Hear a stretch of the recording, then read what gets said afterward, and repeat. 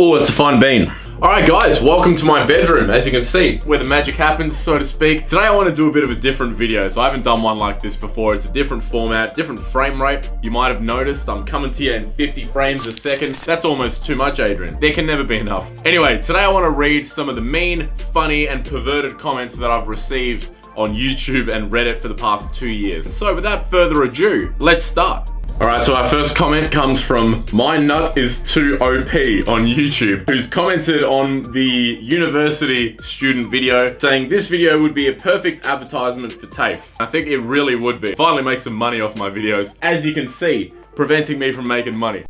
Well, it's that and the fact that I just, not very popular. Anyway, our first mean comment, the 5-cent coin video as well, from Jonathan Farrell. Have an unsubscribe for you laymen, which is nice though. Someone replied saying why. There was a few comments sticking up for me, which was very nice. To which Jonathan responds, cancer.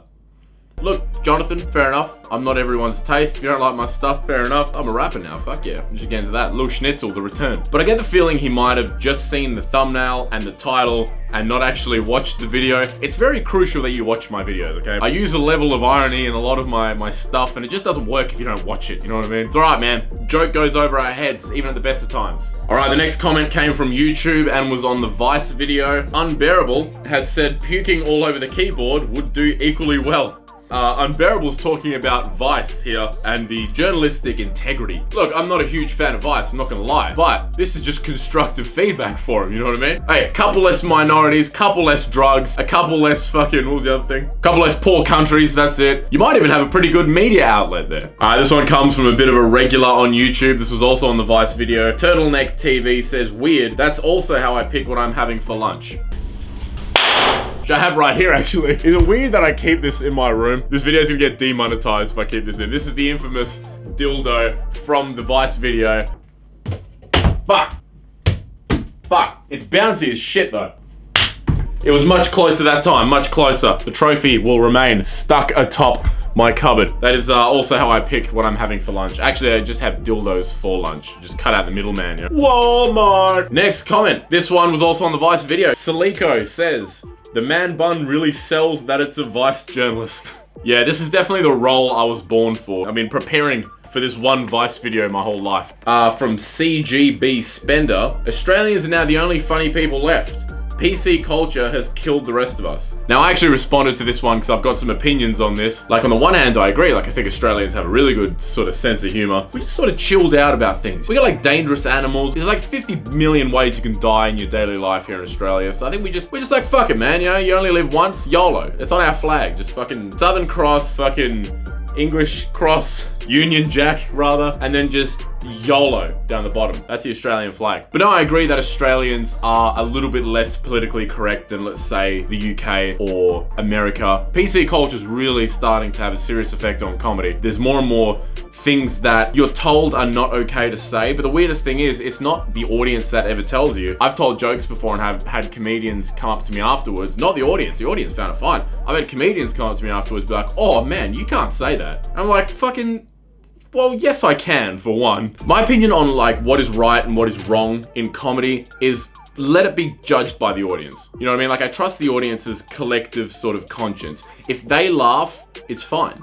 If they don't laugh, then there's a problem. It's almost, you can always get away with saying anything as long as it's funny, keeping in mind that people aren't gonna laugh at something that's too mean. Anyway, that's the end of the rant. Hopefully, CGB Spender, the PC culture doesn't come to Australia too hard. It's sort of on its way, you can tell. I feel like I'm trying to fight the good fight here, and you are too. If there's any Aussies watching, let's smash it. Let's do this. All right, Boof Llama on YouTube says, I'm not gay or anything, but that sound the dildo makes when it hits the whiteboard is really satisfying. Bloody poof llama, am I right? Nothing will bring you more satisfaction than owning your own dildo. I wanted to stick it on the front of the car like a badge, just like fucking, just dickmobile, you know, driving into the school.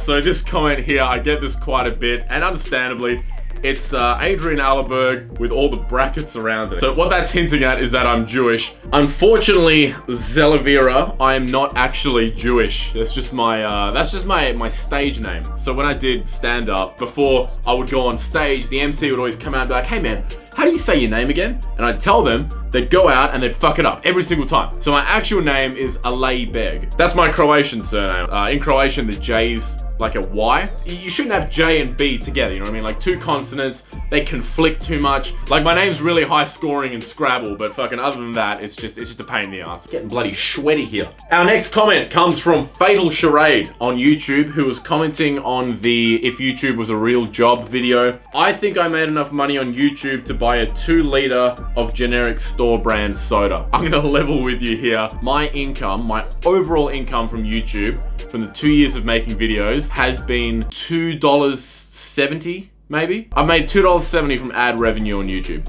I'm pretty fucking rich, okay? You think this kind of bedroom buys itself? That's all authentic Gucci.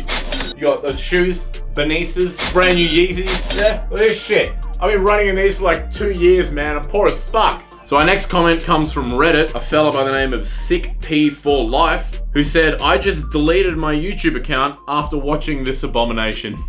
Very nice. Thank you. I appreciate the constructive criticism. It's good to know you're reaching people, you're affecting people, you know what I mean? I try very hard. I wonder if anyone's ever done that. Like they've seen a video that was so shit that they literally just deleted their channel. They're just like, no, fuck it, I'm out, I'm out. You know that shit old meme? That's enough internet for today. It's like, that's enough YouTube forever. Our next comment comes from I Has a Hat. How to be a Vice reporter. 1. Be from a wealthy family whose parents give you everything you want. 2. Never face any real struggles in life, so you start identifying with minor social issues that really don't apply to you in a desperate attempt to convince yourself that your life is hard. 3. Have your family donate a lot of money to Vice to get you a job as one of their reporters. And 4. Convince yourself you are just as much of a serious journalist for writing that piece on why straight people in movies are offensive as the guy who spent 6 months following ISIS around. I don't have anything to add to that comment. Alright, our next comment on Reddit comes from Aotiara Ha. Why is it I could tell this guy was from Australia or New Zealand even though he didn't talk? Is it the spaghetti or the red wine or both? Or the man bun? Like I said, I think it comes down to the whole thing that Aussies have a certain style of humor. Like we've got like a real sort of like self-deprecating humor. Self-defecating, we just shit on ourselves. I think Australian humor really likes to take the piss. Australians all that hard. I think we need more Australian comedy. This is why I'm out there. I'm in the fucking trenches, okay? I'm trying to blow open the fucking tunnel for everybody else. Also, they could probably tell that I was Australian from the glass of wine that I had in that video, because Australia has the best wines in the world. I'll fucking fight you if you disagree. All right, we've got another mean comment here. It was the early days of Adrian when I used to cop a bit of shit on Reddit, but that's fine. It's all right. Made me stronger, made my skin a little bit thicker. Won't make me photo. The title of the post was Aussie comedian has wacky day at Perth Zoo. The top comment was comedian? Question mark. The next top comment was comedian. That's funny. It was early dates, okay. I was technically a comedian doing paid stand-up, which makes me officially a comedian, thank you very much. Irrespective of how funny you are, as long as you've been paid at least once for doing stand-up, you're a comedian. Yeah, it just sucks when you make a video that people don't think is funny and you call yourself a comedian. But I actually really love that video. That's one of my favorite videos that I've made. So if you're watching now, wondering what to watch next, please go back and watch the Learning a Life Lesson at Perth Zoo video, because I thought that was a very underrated video. Anyway, this comedian is moving on. All right, so this one's part of a thread on Reddit where they were trying to figure out how the spaghetti flew up in the spaghetti video.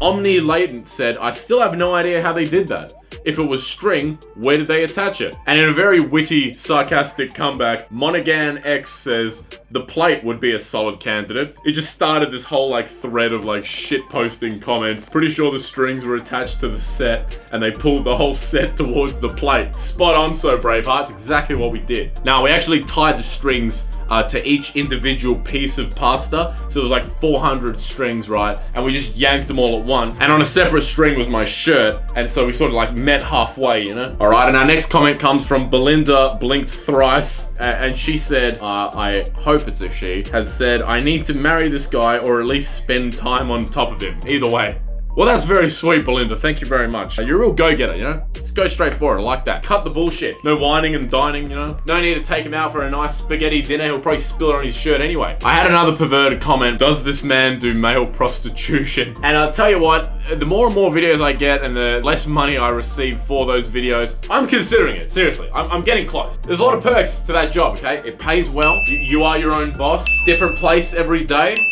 Great networking opportunity. Come and go as you please. Alright, let's bang, ending it on a punch. Guys, thank you very much for watching. Hope you enjoyed this video. Please comment on my videos. Anytime you think of something funny, join in. If you haven't yet subscribed, please press the subscribe button. Join the bloody squad. But if you have subscribed, guys, please click that notification bell down there somewhere. I'll make my work. I want to share it with my friends here on YouTube. Other than that, thank you very much, and I'll see you next time. How many there were left? We used to hear those bombs explode over our heads. They call this hell. Comedy, community, culture thing going on here. KKK.